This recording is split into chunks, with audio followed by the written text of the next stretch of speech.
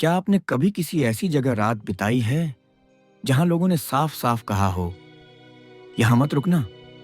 कभी सोचा है कि किसी भूतिया हॉस्टल में आखिरी रात बिताना कैसा होगा? आज की कहानी सच्ची घटनाओं पर आधारित है, लेकिन सावधान रहना, क्योंकि हो सकता है कहानी सुनते सुनते वो परछाइयां तुम्हारे आसपास भी मंडराने लगे। ये कहानी है रवि की, एक कॉलेज स्टूडेंट जो एमबीए के फाइनल ईयर में था। उसकी पढ़ाई पूरी हो चुकी थी और हॉस्टल खाली होने वाला था। सभी दोस्त जा चुके थे, सिर्फ रवि ही बचा था, क्योंकि उसकी ट्रेन अगले दिन थी। रात के 11 बज चुके थे। हॉस्टल की लंबी अंधेरी गैलरी, हर कमरे का दरवाजा खुला और चारों तरफ सन्नाटा। रवि अपने रूम में लेटा था, फोन चला रहा था। तभी खट खट खट कमरे के दरवाजे पर धीमी दस्तक हुई। रवि चौंका। कौन है? सब तो जा चुके हैं। उसने दरवाजा खोला, बाहर कोई नहीं। वापस पलटा ही था कि फिर दस्तक। इस बार उसने गुस्से में झपट कर दरवाजा खोला, फिर भी कोई नहीं। लेकिन इस बार उसने देखा, गैलरी के आखिरी सिरे पर कोई खड़ा था।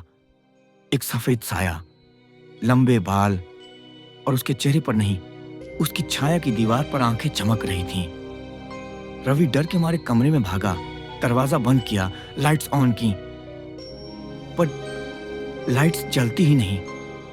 रवि ने सोचा, कोई मुझे डराने की कोशिश कर रहा है, शायद कोई सीनियर। वो बैग उठाकर जल्दी जल्दी निकलने लगा। जैसे ही वो हॉस्टल की सीढ़ियों पर पहुंचा, सारी लाइट्स बंद। मोबाइल का टॉर्च ऑन किया और तभी सीढ़ियों के नीचे खड़ी थी वही परछाई। अब वो धीरे धीरे ऊपर आ रही थी। उसके हर कदम के साथ हॉस्टल की दीवारों पर दरारें बनने लगीं। रवि बुरी तरह कांपने लगा, उसकी सांसें तेज। मोबाइल हाथ से गिर गया और तभी उसने सुना, ये मेरी जगह है, तुम यहां नहीं रुक सकते। रवि चीखता हुआ भागा, सीढ़ियों से गिरता पड़ता मेन गेट तक पहुंचा, लेकिन गेट बंद था, भारी जंग लगा हुआ। वो पीछे पलटा, वो साया उसके ठीक पीछे था, और तभी उसकी आंखों के सामने सब काला हो गया। अगली सुबह हॉस्टल का चौकीदार आया तो देखा रवि बेहोश पड़ा था गेट के पास।